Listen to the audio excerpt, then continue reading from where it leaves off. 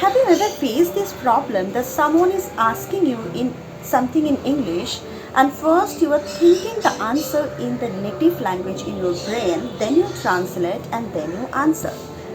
If yes, then you have problem to think in English. First, let's understand, if you can think here fast, then you can speak fast. So first you have to learn how to think in English. So in this video, I will give you some simple tips that will help you to think in English. So watch the video till the end, and if you are looking for some quality training regarding the phonics and grammar, then this is the right place for you. Please do subscribe, like this video and share this video with your community.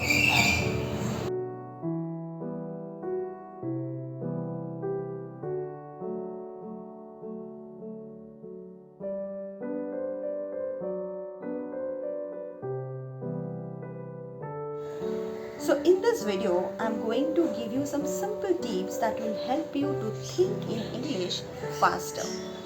The tip number 1 is use very simple sentence and words on a daily basis.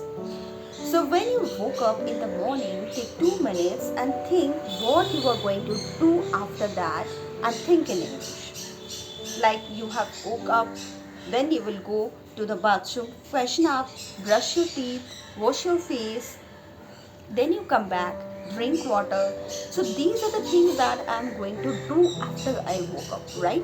So these are the things that I know in my mind.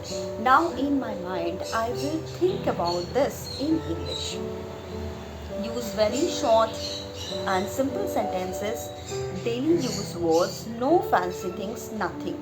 So this is 2-3 minutes, you will sit quiet, and what you are going to do, that you will think. This is the first thing you will do in the morning. Next, you will describe everything around you. This may be a simple thing. This may be like a copy. So how I will describe this copy? It's a copy. It has many pages and it's a ruled copy.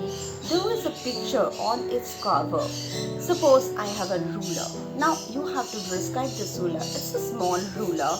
The measurements is written on here, and there were 2 types of measurement is written, and here is 15 centimeters ruler is this. So this way everything you have around it, you will try to describe in your English.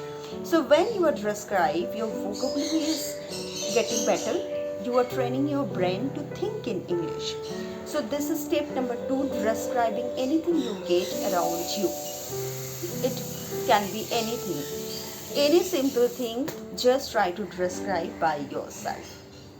Next exercise is very important, which is called the jam technique. Now what is jam technique? Take a stopwatch. You can get the stopwatch in your phone as well. So take the stopwatch, set a time.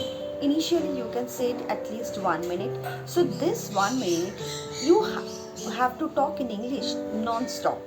You cannot take any pause in between. So that will force your brain to think in English, and constantly, if you do this on a daily basis, very soon you will change a drastic change in your speaking skill. So after you can do this for 1 minute, then make it 1.5 minutes or 2 minutes. At a stretch you will speak in English. No matter if you are speaking in the right sentences, your grammar is correct, everything is correct or not, you are just forcing yourself to speak in English. And as I have told you earlier, the more you speak, your muscles get prepared and your pronunciation gets better with time. You can do one thing: while you are doing this jam technique, you can record yourself and you can listen to yourself later on. Then you can spot your mistakes, and in the next recordings, when you do the next time the jam technique, you can rectify those mistakes. You can choose any topic, your daily routine, my pet, my school, what you have done today, any topic, but the challenge is you cannot stop in between. If you have set the timer for 1 minute, you have to speak non-stop in 1 minute. After completing the 1 minute for at least 1 week or 15 days, you can make it to the 2 minutes. Like this, you can do it up to 30 minutes or 1 hour at a stretch. Then slowly you will get the confidence that yes, I can think and simultaneously I can speak. So as first we can think here, we can speak here. So the next thing, which is the another important thing, forget the fear. We all make mistakes and it's very natural. Humans make mistakes. We all make mistakes and it's very natural. Humans make mistakes. So mistakes are not the end thing. Mistakes are not the end point. It is the learning point where you can rectify and learn from your mistakes.